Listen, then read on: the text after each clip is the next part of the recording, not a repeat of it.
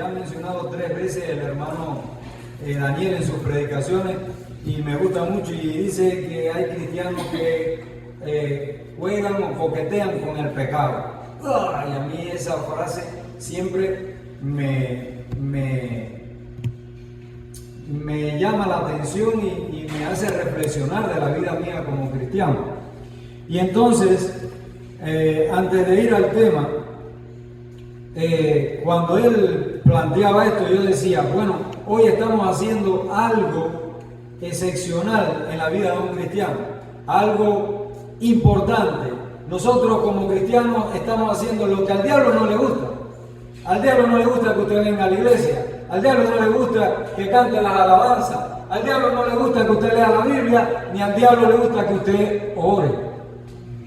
No solo vamos a resumir la vida cristiana o a la oración o a la lectura de la palabra, es un conjunto de cosas, es una expresión de nuestra vida a través de la presencia de Jesucristo en nuestros corazones y en nuestras mentes. O sea que nosotros exponemos lo que recibimos de Dios. Amén. Por eso, cuando el hermano Daniel hablaba de que no podemos coquetear con el pecado, estamos hablando que no podemos simplemente jugar a ser cristianos. Y el punto donde yo quiero llegar en esta tarde es que ustedes están haciendo algo muy importante que se llama guerra. Y es el tema que yo quiero tocar en esta tarde. El hecho de que usted esté aquí, usted está haciendo una guerra, por si no lo sabía. Por eso quiero que ahora leamos la palabra y vayamos entonces. Discúlpenme, la voz mía a veces como que se proyecta más de lo normal, así que si quiere me puede bajar un poco, y si estoy nervioso se va por encima de lo normal. Entonces yo quiero ir aquí. Este es un pasaje clásico que de hecho se da en conferencias y se trata bien fuerte. Yo lo he leído muchas y muchas veces y dice: por lo demás, hermanos míos, fortaleceos en el Señor y en el poder de su fuerza, vestidos de toda la armadura de Dios, para que podáis estar firmes contra las acechanzas del diablo. Porque no tenemos lucha contra sangre y carne, sino contra principados, contra potestades, contra los gobernadores de las tinieblas de este siglo, contra huestes espirituales de maldad en las regiones celestes. Por tanto, tomad toda la armadura de Dios, para que podáis resistir en el día malo, y habiendo acabado todo, estad pues firmes, ceñidos vuestros lomos con la verdad, y vestidos con la coraza de justicia, y calzados los pies con el apresto del evangelio de la paz. Sobre todo, tomad el escudo de la fe, con que podáis apagar todos los dardos de fuego del maligno. Y tomad el yelmo de la salvación y la espada del Espíritu, que es la palabra de Dios, orando en todo tiempo con toda oración y súplica en el Espíritu, y velando en ello con toda perseverancia y súplica por todos los santos. Amén. Me venía a la mente rápido una trilogía que yo leí cuando estaba en Cuba porque quería aprender inglés. Entonces intercambié con otro intérprete una trilogía, libros. Un libro que tal vez los jóvenes conozcan de este tema, que se llama, algunos de ustedes vio la materia oscura. ¿Saben de lo que hablo? La materia oscura o la brújula dorada. Nunca han oído hablar de esto. Bueno, este libro fue escrito por Philip Pullman. Y Philip Pullman, bueno, es un escritor del género de la fantasía. Más bien dado, se encamina más para tratar llegar hasta el público juvenil, adolescente, más bien los jóvenes. Y lo que me llamó la atención, que cuando yo comencé a leer este libro, el primer libro se llama La Brújula Dorada, el segundo se llama The Subtle Knife, o el cuchillo sutil, o la daga sutil, y el tercero se llama The Amber Spyglass, o sea, el anteojos de color ámbar. Entonces, En el primer libro simplemente se toca un tema que es los mundos paralelos. ¿Han oído hablar de eso en la física? Nunca han oído hablar de los mundos paralelos. Que se dice, de acuerdo a la física, que dentro de este mismo mundo existe otro que no podemos ver. Pero este libro, al final, el propósito del libro toca un tema teológico, y es que existen dentro de estos mundos paralelos, existen otros mundos parecidos de nosotros, pero existe como el mundo de Dios. Es toda una herejía a la palabra de Dios. Pero ¿dónde está la cuestión? Que en este libro se cocina toda una guerra. En esta trilogía se cocina una guerra orquestada por un hombre que quiere, a través de ese cuchillo, poder entrar al espacio de Dios para hacer una guerra y quitar todo el gobierno teocrático de acuerdo a como Dios lo había establecido, porque quería quitar la miseria a su manera. Así es como el hombre de hoy en día quiere quitar la miseria de su vida, a su manera. Todo el mundo tiene un concepto del bien y del mal, a su manera. Hay unos pullovers que dicen just do it, solo hazlo. Ese es el movimiento de la nueva era. Pero, de acuerdo a la palabra, dice: por lo demás, hermanos míos, fortaleceos en el Señor y en el poder de su fuerza. El pasaje comienza primeramente tocando algo esencial. Antes de nosotros ir a una guerra, porque yo le estaba hablando de que el tema principal aquí sería la guerra, nosotros este tema lo tocamos más sobre la armadura que a lo que nos vamos a enfrentar. La armadura es para lo que tenemos que enfrentar, porque no sirve de nada que yo me ponga una armadura y no vaya a ningún lugar. Pero el tema es estar preparado. Entonces, fortaleceos en el Señor y en el poder de su fuerza. Como les decía, el tema es la guerra. ¿Qué cosa es la guerra? Primero es lo que tenemos que tener conciencia. Específicamente le voy a dar un concepto tradicional, humano, donde dice que específicamente es aquel conflicto social en el que participan dos grupos humanos relativamente masivos. Principalmente ocurre entre tribus, sociedades o naciones. Ahora escuchen esto: se enfrentan violentamente mediante el uso de armas de todo tipo. O sea que en la guerra, lo han escuchado, que en la guerra no hay reglas. Vale todo, exactamente. Uso de armas de todo tipo, a menudo con resultados de muerte, daños materiales impresionantes. La guerra es la forma de conflicto sociopolítico más grande, etcétera, etcétera, etcétera. O sea, que la guerra no es más que algo negativo en nuestras vidas. Véalo desde el punto de vista espiritual o físico, sigue siendo algo muy desagradable. Cuando sabemos que Pablo fue el apóstol número 13, se le llama el apóstol número 13 porque fue llamado por Jesús en el camino a Damasco, ¿verdad que sí? Pablo no fue testigo de Jesús, sino que lo viene a conocer por la tradición apostólica, diciendo: os transmití en primer lugar lo mismo que yo recibí. O sea que lo que estamos recibiendo de Pablo simplemente lo había recibido anteriormente. Pablo contempla a Jesús como aquel que murió por amor por nuestros pecados para salvarnos de la muerte eterna, también como aquel que se hace presente en su vida. Vivo, pero ya no vivo yo, sino que Cristo vive en mí. Ahora, existen varios tipos de guerra. Ejemplos de guerra. Existen 4 tipos de guerra.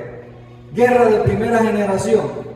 Estas se alineaban, era donde las tropas se alineaban, recuerdan, no sé si vieron El Patriota, que se alineaban un ejército de este lado, otro ejército de acá, se enfrentaban y bueno, los que más podían, esos eran los que ganaban. Guerra de segunda generación, tenía que ver más con el inicio del desarrollo industrial y la demostración de la potencia de fuego, donde aparece la ametralladora y la aviación. La guerra de tercera generación usaba la capacidad de maniobra y la inteligencia de los nuevos aparatos militares con la intención de dispersar al enemigo para vencerlo en el campo de batalla. Y la guerra de cuarta generación. La guerra de cuarta generación es la que se vive ahora, y ahora quiero que ustedes medio que lo comparen con lo que está escrito. Corresponde principalmente escuchen bien, guerra de cuarta generación. Corresponde principalmente al campo de la información. O sea que no solo es el factor armamentista, sino también el factor psicológico, tratando de dañar más la imagen del oponente que de dañarlo físicamente a través de las armas. De esta manera se utiliza la guerra psicológica, social, cultural y todos aquellos aspectos que hagan pensar que quien es el enemigo nos está tratando de dañar a nosotros. ¿No le suena algo medio parecido? Hay alguien por ahí, hay un enemigo como que nos está haciendo ver a nosotros como quién. El acusador, el padre de mentira. ¿Quién es? Dios. Amén. Wow. Se reprenda al diablo. Amén. Entonces, vamos a ver entonces qué es lo que nos dice el Señor con respecto a nuestras batallas espirituales. Esta tarde nosotros estamos tratando otro tipo de guerra, la guerra espiritual. Primero que todo debemos estar conscientes que nos enfrentamos a una guerra espiritual con entes que no podemos ver con nuestros ojos físicos, aunque hay personas que sí pueden verlo. Nosotros, de acuerdo a la palabra, dice: porque no tenemos lucha contra sangre y carne, sino contra principados, contra potestades, contra los gobernadores de las tinieblas de este siglo, contra huestes espirituales de maldad en las regiones celestes. Quiere decir que nosotros no estamos luchando con un enemigo que podemos ver. Nosotros no estamos luchando con un enemigo que todos los días podemos, digamos, escondernos de él en alguna manera. Todos los días nosotros estamos siendo revisados, analizados por el diablo y sus secuaces.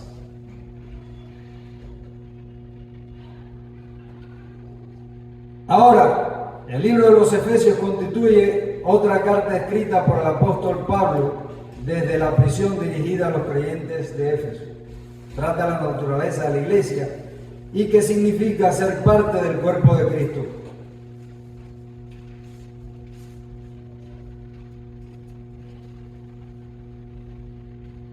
Lo primero que tenemos que saber nosotros como cristianos, cuando estamos tratando este tema, es con qué clase de enemigo estamos tratando. El enemigo, sabemos que el diablo desde los inicios comienza todo un proyecto de destrucción, no solo del gobierno de Dios, sino también de la humanidad. Cada uno de nosotros aquí sabemos las luchas que enfrentamos. Por eso es que a veces a mí me llama la atención cómo nosotros queremos enfrentar nuestras luchas, nuestros problemas y nuestras dificultades simplemente con nuestro hábito religioso. Yo soy cristiano, yo voy a la iglesia y yo leo la palabra y yo hago todo lo que se me dice, por lo tanto yo soy un hijo de Dios. Yo acepté al Señor Jesús como Señor y Salvador. Tengo el regalo de la vida eterna. Y bueno, Padre, tengo una morada en los cielos. Qué bueno, ya todo está hecho. Pero nosotros aquí enfrentamos luchas constantes, luchas de verdad, luchas espirituales, donde se reflejan a veces hasta en nuestra propia carne. Primero analicemos qué son las regiones celestes. las tinieblas. Las regiones celestes son la morada de las fuentes espirituales de maldad que tienen su campo de acción aquí en la tierra, o sea, su puesto de mando. Hablando de términos militares. ¿Dónde opera el diablo? No es allá arriba, ni allá abajo. El diablo opera aquí. Ahora mismo aquí hay una guerra espiritual entre los ángeles y los demonios. Ahora mismo, aquí hay un conflicto con los ángeles intercediendo por cada uno de nosotros, a favor de nosotros. Pero en nuestra mente a veces obviamos eso. También es un territorio espiritual paralelo al físico en el cual suceden conflictos muy grandes que los humanos ignoramos. ¿Oyeron esto? Lo ignoramos. Es un territorio que se encuentra afectado por grandes conflictos a partir de la oración que el humano dirige hacia Dios, lo cual permite pensar que aunque los principados gobiernan en los aires, el territorio de batalla, ¿dónde ustedes creen que está? En la mente. Aquí es donde el diablo lanza sus estrategias. Aquí. Porque ahí en el aire él puede estar trabajando, pero aquí es donde hace sus mayores victorias o pierde sus mayores derrotas. En la mente de cada uno de nosotros.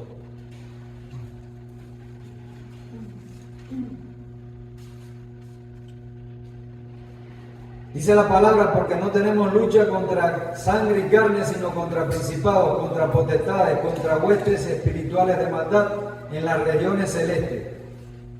Nuestra lucha no es contra sangre y carne, no es contra los seres humanos. Y mira que nosotros tenemos lucha entre nosotros mismos. No nos acabamos de dar cuenta que el diablo nos quiere llevar para el lugar a donde él pertenece, para el infierno. Como decía el hermano Daniel en su predicación, el infierno no fue hecho para nosotros, el infierno fue hecho para el diablo.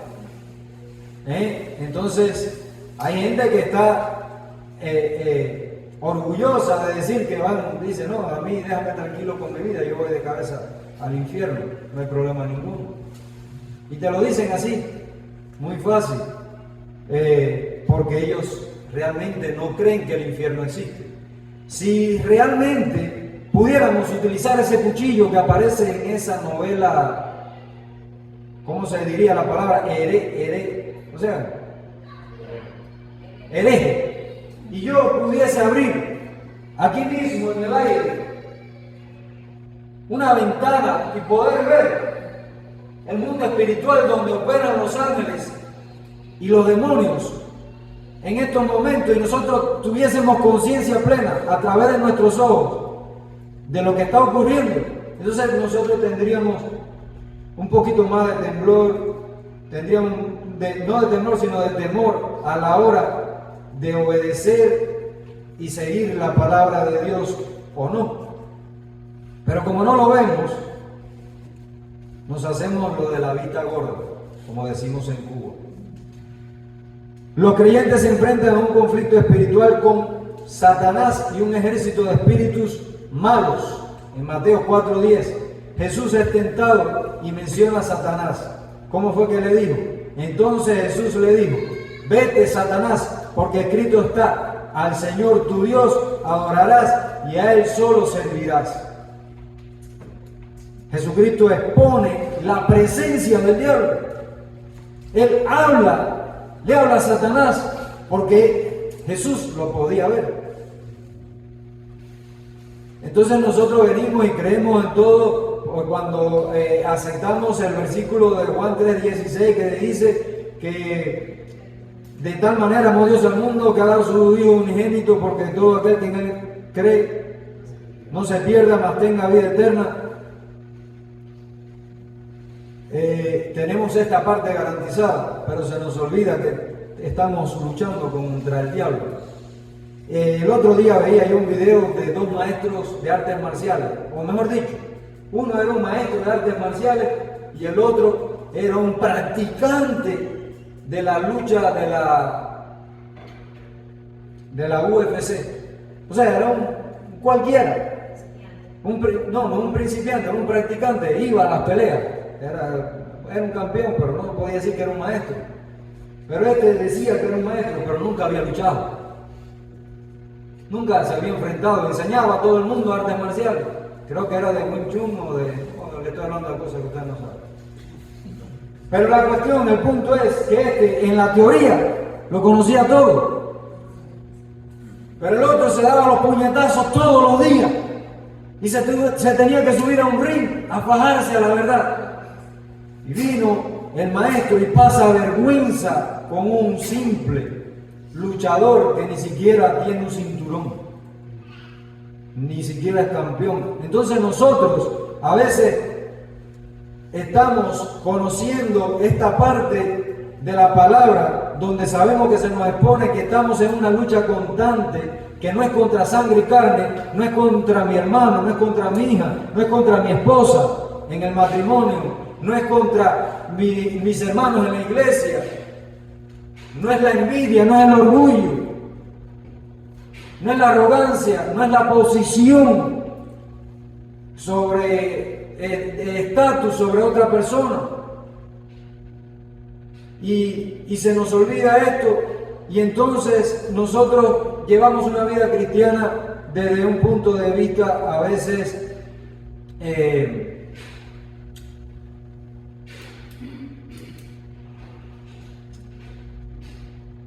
no práctico, teórico. Llevamos una vida cristiana teórica. Conocemos mucho de lo que tenemos que hacer y cuántos somos capaces de ponerlo en práctica.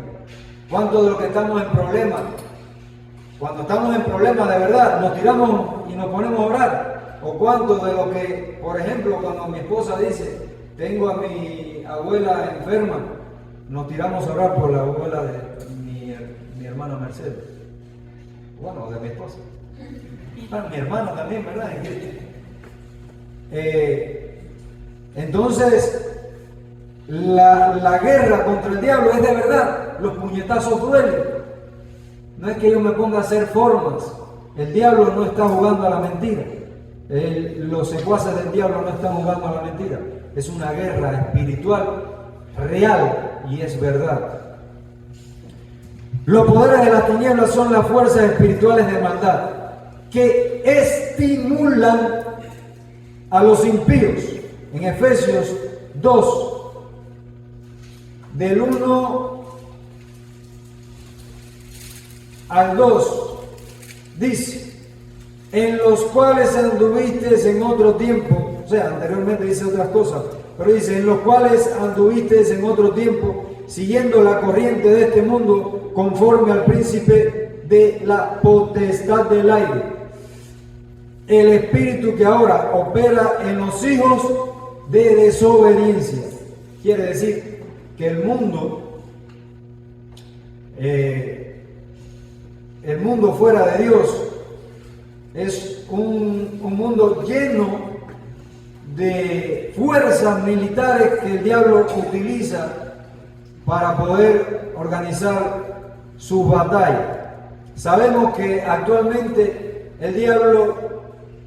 sabemos que como el diablo es el príncipe de este mundo, el diablo utiliza todo tipo de estrategias y armas convencionales y no convencionales para atacar al pueblo de Dios. Y ahora más que nunca nosotros somos más vulnerables, puesto que las tradiciones de muchos países ya han sido quebrantadas. Las tradiciones cristianas es lo que quería explicar. Lo que se le llamaba buenas costumbres dejaron de ser buenas costumbres. Lo que se llamaban buenos modales ahora se llaman tabú. Por ejemplo, de sentarse a la mesa toda la familia para comer, eso ahora es un tabú. Ahora los muchachos se van para el cuarto, no sabemos si comen o no comen, y mientras están viendo en el teléfono van comiendo y están perdiendo hábitos, buenos hábitos, no solo de convivencia, sino de respeto, de unidad, de de moral en los cuales estamos simplemente incorporando la nueva tendencia donde el diablo está tomando parte. ¿Cómo? A través de la moda, de la música, de la diversión y de muchas otras cosas más. Pero también toca otros lugares. De hecho, prácticamente todas las áreas de nuestras vidas están siendo bombardeadas por el mundo. Y mira cómo dice, opera en los hijos de desobediencia. Todos los que están sin Cristo viven bajo el dominio del príncipe de la potestad del aire, es decir, Satanás, que le ciega la mente a la verdad de Dios. Están esclavizados al pecado y a los antojos de la carne, es decir, la naturaleza pecaminosa. Debido a su condición espiritual, las personas que no están regeneradas no pueden entender ni aceptar la verdad, a no ser por la gracia de Dios.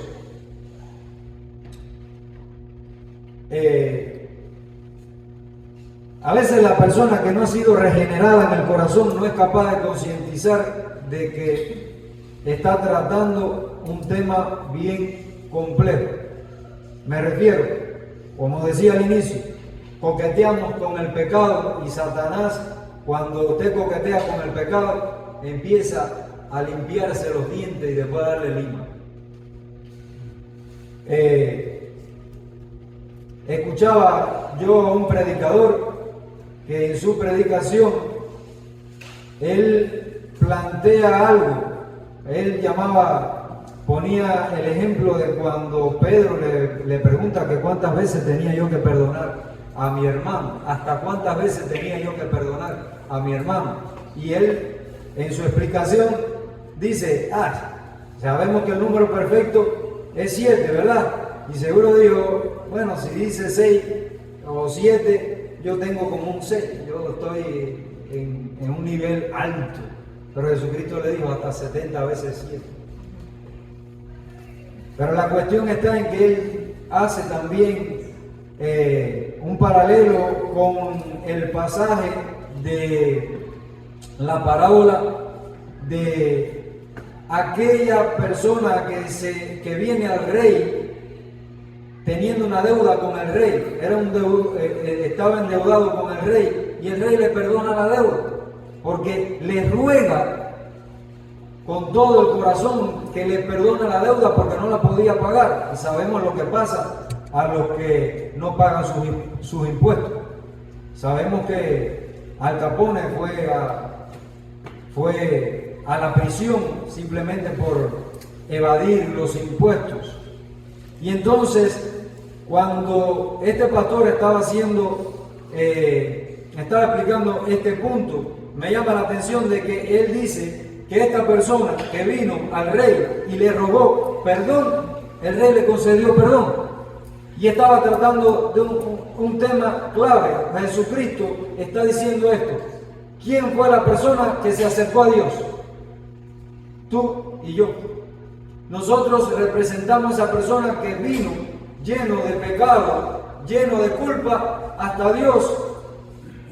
Y le pedimos perdón por nuestros pecados, por nuestras maldades, por todo aquello que nosotros hacemos que no es agradable a Dios. Porque el rey era quien lo iba a juzgar directamente. ¿Y qué hizo el rey? Todos se saben el pasaje. ¿Qué hizo el rey? ¿Lo perdonó o no lo perdonó? Lo perdonó. ¿Pero qué pasó después?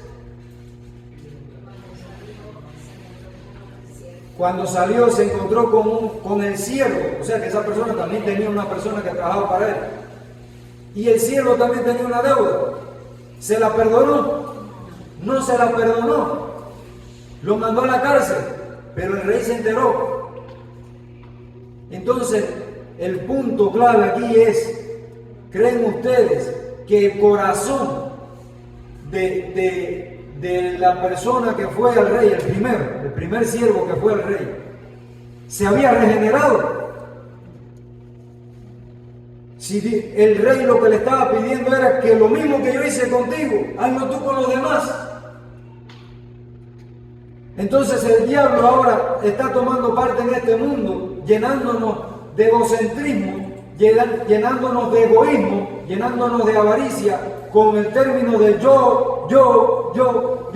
Estábamos jugando el otro día en el trabajo con mi nombre y descubrí que, por ejemplo, a mi hija yo le digo yo, pero creo que en Guatemala yo es otra cosa, un término desagradable, o los yoyos. Pero en Cuba el yoyo es el aparato ese que tú lo tiras, que juegan los niños y yo, y así es como vivimos ahora. Soy yo, y después yo también. ¿Cómo era la canción en Cuba de aquel grupo que decía, no, quítate tú para ponerme yo? Y así vivimos nuestra vida, quítate tú para ponerme yo. Y el diablo te está incitando a que tu vida sea individual, a que tu vida no sea en comunión, como manda la Escritura. Ahora ya conocemos al enemigo, ya les presenté al diablo, les presenté el lugar donde opera, donde les dije que operaba, en la mente. Sabemos dónde existe. Ahora el punto es cómo combatir y cómo prepararse y armarse para enfrentar al enemigo. Amén. Dice, vestidos ¿de qué? De toda la armadura de Dios. Miren, aquellos que han recibido la conferencia de la armadura de Dios, qué bueno. Pero aquí lo que me llama la atención es que dice de toda. Porque si falta algo en la armadura, créanme que le van a dar duro. Les van a dar duro. Y, como les decía ahorita, la comparación del maestro de artes marciales, que solamente conocía el arte marcial en teoría y no en la práctica, yo les digo, prepárense y pónganse la armadura. Dice, vestidos de toda la armadura de Dios, de toda. Es claro que para enfrentar a Satanás y sus secuaces no podemos usar armas simples y tangibles. A nosotros no se nos da una lista con las tácticas específicas que Satanás intentará emplear. Quiere decir que si nosotros supiéramos cómo el diablo nos va a tirar el gancho, supiéramos por dónde mover la cabeza, ¿verdad? Pero como no sabemos de qué manera el diablo nos va a atacar, es mejor estar armado completo, estar preparado. Ahora, estos son los 6 componentes de la armadura espiritual. El primero, vamos allá, ¿cuál sería? El cinturón de la verdad, amén. Y dice, el cinturón de la verdad representa la verdad que nos permite permanecer de pie, rectos y firmes. Cristo nos dijo claramente, yo soy el camino, la verdad y la vida. Nadie va al Padre si no es por mí. Esto es fácil de entender porque Satanás es el padre ¿de qué? Entonces, si el cinturón te va aquí, aunque creo que en esa época se lo ponían por acá, sí, va atravesado por aquí. Imagínense un niño que saca la... Bueno, discúlpenme el lenguaje mío, es que yo anteriormente practicaba artes marciales. Por eso a veces me salen palabras de concernientes a este tipo de cosas. Por lo menos ellos podían sacar el arma por aquí o por aquí, quiere decir que el cinturón les ayudaba a soportar toda la armadura. Pero está tratando de que el cinturón de la verdad representa la verdad y la verdad es Cristo. Dice que es el camino en la verdad y la vida, porque se está combatiendo al padre de la mentira que siempre nos merodea buscando la forma de hacernos caer. La mentira y el engaño de las cosas que Dios considera una abominación, por lo tanto se nos pide y exhorta a permanecer ¿dónde? En la verdad, para satisfacción y liberación, así como para aquellos que somos testigos y nos rodean. Segundo, la coraza de justicia. ¿Para qué es la coraza de justicia? Para proteger la parte delantera, el pecho, protegiendo los órganos vitales de un guerrero de golpes que de otra manera serían fatales. Esta justicia no es la de los hombres, sino la justicia de Cristo, dada por Dios y recibida por la fe. Ustedes saben lo que es la fe. De hecho, nuestro hermano Daniel dio toda una explicación clara y específica sobre la fe, la cual guarda nuestros corazones contra las acusaciones de Satanás. El calzado, que es el Evangelio. El soldado moderno, como el soldado de la antigüedad, debía poner en gran cuidado a los pies, pues nosotros nos enfrentamos a un conflicto espiritual, pues el enemigo pone peligrosos obstáculos como en la guerra en el camino de avanzada. ¿Cuántos de ustedes aquí saben lo que es una trampa para cazar animales? ¿Cuántos de ustedes han visto lo que son las trampas de los osos o una trampa de guerra? ¿Alguno de ustedes ha escuchado acerca de la trampa T? Trampa que se le pone a los soldados. La trampa T simplemente son dos tablas cruzadas con pinchos. Se abre un orificio en el suelo y se le ponen unos pinchos así de acero como tipo de anzuelo para cuando entre a la piel no salga fácilmente, o sea que hay que cortar. Quiere decir que cuando tú vas en la avanzada, esta trampa va a evitar que tú sigas caminando.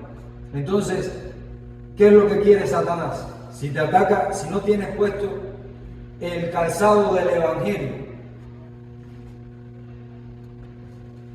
va a evitar que tú sigas adelantando en tu vida cristiana. Va a evitar que tú sigas adelantando en la verdad de Cristo.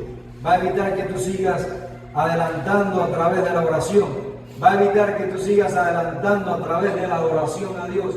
Va a evitar que tú sigas adelantando en tu crecimiento espiritual y en tu convicción como cristiano. Porque simplemente caíste en la trampa y no tenías puesto el calzado en tus pies. Actualmente en los militares existen muchos tipos de calzado, botas especiales para que no le entre el agua, para que no le entren estas púas. Por lo tanto, yo les exhorto a que ustedes puedan usar correctamente el calzado en sus pies. Número 4, el escudo de la fe del que habla el verso 16. El escudo de la fe hace efectivo el ataque de Satanás de sembrar dudas de Dios y su palabra. Nuestra fe de la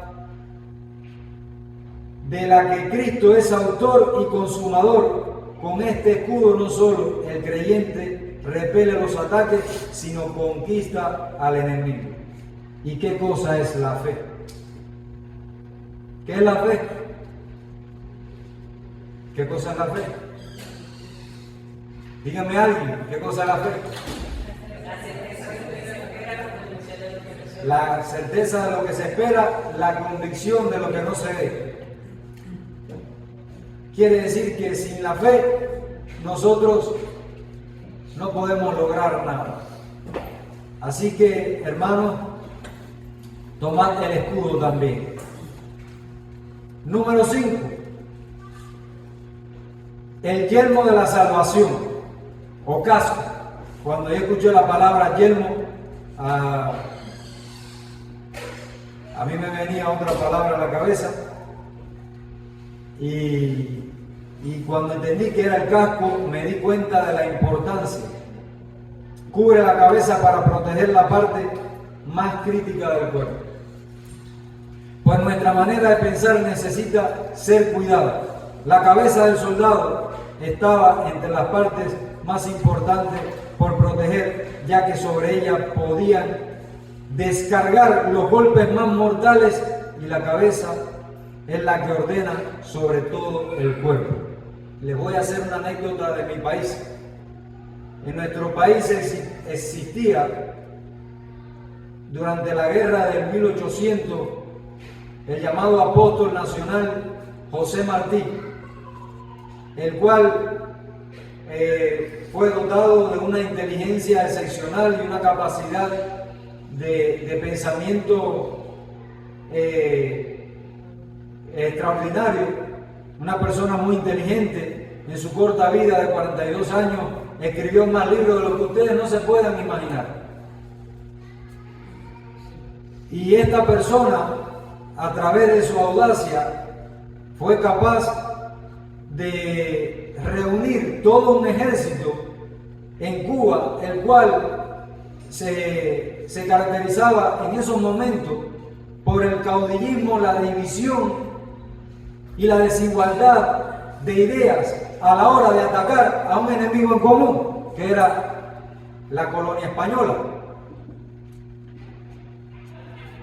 Pero José Martí, a través de sus pensamientos, logró hacer de que todos estos colonos, todos estos generales de guerra, se pusieran de acuerdo, pudieron enfrentar al enemigo y fueron obteniendo victoria tras victoria.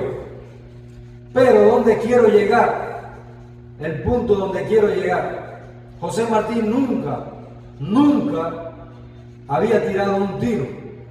José Martí era la cabeza. Veo a Jennifer riéndose porque en Cuba se hacen muchos chistes sobre esto. Tal vez se lo diga ahorita, pero José Martí había logrado hacer lo que nadie había logrado hacer en una guerra de 100 años. Y él lo logró hacer en poco tiempo. Logró hacer estrategias de guerras.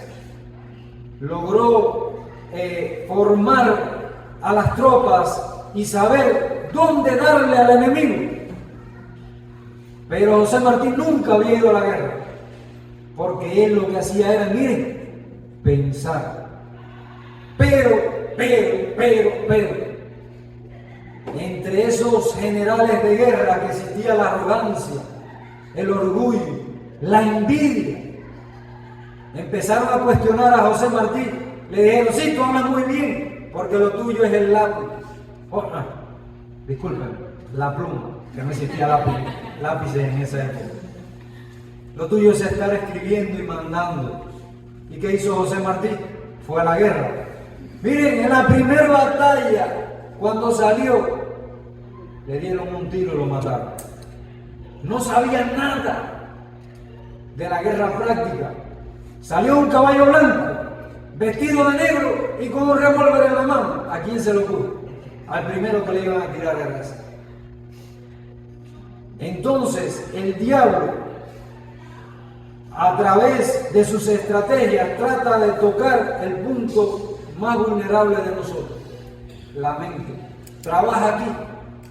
Por lo tanto, si usted no se pone el yelmo de la salvación y no cree y está convencido de que Jesucristo vino a este mundo y dio su vida por usted y por mí y por todos aquellos que crean en Él como único Señor y Salvador, y usted no tiene esa conciencia plena de que Dios fue capaz, de que Jesús fue capaz de dejar el trono en los cielos, Él estaba bien allá, ¿verdad? Y vino hasta aquí, hasta esta tierra, para experimentar la miseria humana, para experimentar el dolor humano, el llanto, la desesperación, el estrés. Ese estrés es la palabra clave del cubano, de los latinos. Ya en Cuba decimos que ya no tenemos estrés, sino escuadro. Entonces el diablo se aprovecha de esto y toca el tema, el campo de acción en la mente. Por lo tanto, usted está convencido de que ha sido salvo por fe. Usted está convencido que Jesucristo es su único Señor y Salvador. Lo aceptó en su corazón. Entonces usted también tiene parte en el reino de los cielos. Amén. Toda la gloria para nuestro Dios, el único vencedor. Por último, ya les dije cómo ponernos la armadura.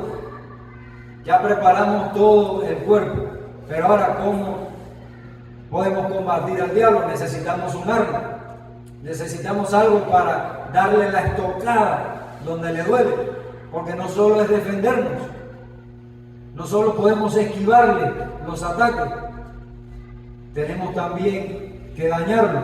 Entonces dice, la espada del Espíritu. El verbo 17 se explica a sí mismo, mientras que todos los componentes de la armadura de Dios son defensivos. Aquí aparece la única arma ofensiva. En la armadura de Dios habla de la santidad y el poder de la palabra de Dios. No existe un arma espiritual más grande que esta. En las tentaciones del desierto, la palabra de Dios fue usada por Jesús para enfrentar a Satanás. Y no existe otra manera que nosotros tengamos para enfrentar al diablo si no es con la palabra de Dios. Cuando oramos, usamos la palabra de Dios. Cuando queremos enfrentar al diablo, tenemos que usar la palabra de Dios. Porque si usted usa su palabra, si usted usa la psicología, si usted usa el libro de Freud, si usa el del psicólogo no sé quién, usted está perdido. Porque solamente en el nombre de Jesús se puede atacar al diablo. Qué bendición es que esa misma palabra esté a nuestra disposición. Miren, aquí está. Úsela. Esta es la espada.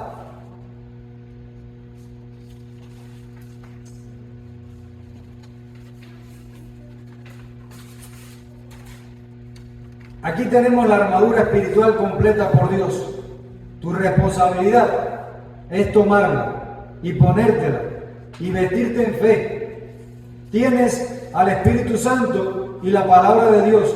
Tienes autoridad en el reino espiritual. ¿Oyeron eso? Y no lo usamos. Jesucristo le dio autoridad para sanar a los enfermos, para echar fuera demonios, para levantar al caído, para resucitar a los muertos. Les digo que el reino de los cielos se ha acercado. Está aquí, entre nosotros. Dios nos da el poder. ¿Y nosotros qué hacemos? Tienes al Espíritu Santo y la palabra de Dios. Tienes la autoridad en el reino espiritual. Has sido plenamente equipado con armas que garantizan resultados en la oración. Clave. Ahora, ora esperando ver esos resultados. Hermanos, cuando yo vine a tocar, cuando vino este tema a mí, yo simplemente quería tocar el tema de la oración como un arma para defendernos. Pero dije, ¿qué más si toco el tema completo? El tema de la guerra que nosotros enfrentamos, el tema de nuestra preparación. Y entonces es donde yo los quiero llevar a reflexionar. Si nos mandan a poner una armadura y nos dan un arma en la mano, entonces ¿qué es lo que somos? Somos guerreros, somos soldados del ejército de Cristo. Y si usted no piensa así y usted cree que usted está solamente en la retaguardia, allá en el almacén, esperando a que vayan a buscar la comida, pero usted se olvida que usted también está en el campo de batalla y que usted tiene que, con todas las cosas de su vida, cada uno de nosotros es un ente diferente. Cada uno de nosotros tiene una experiencia diferente, cada uno de nosotros tiene una vida diferente, pero todos nosotros estamos unidos en un mismo sentido. Y es a través del Evangelio, es a través de Jesucristo, es a través del regalo de la salvación. Porque si Jesucristo no hubiese resucitado, vana fuese nuestra fe. Y entonces, toda esta explicación que yo le estuviera dando, de que se estuviesen preparando, sería por vos. Entonces, Dios les da las armas, Dios les da la armadura, utilícenla y bueno, Dios les bendiga.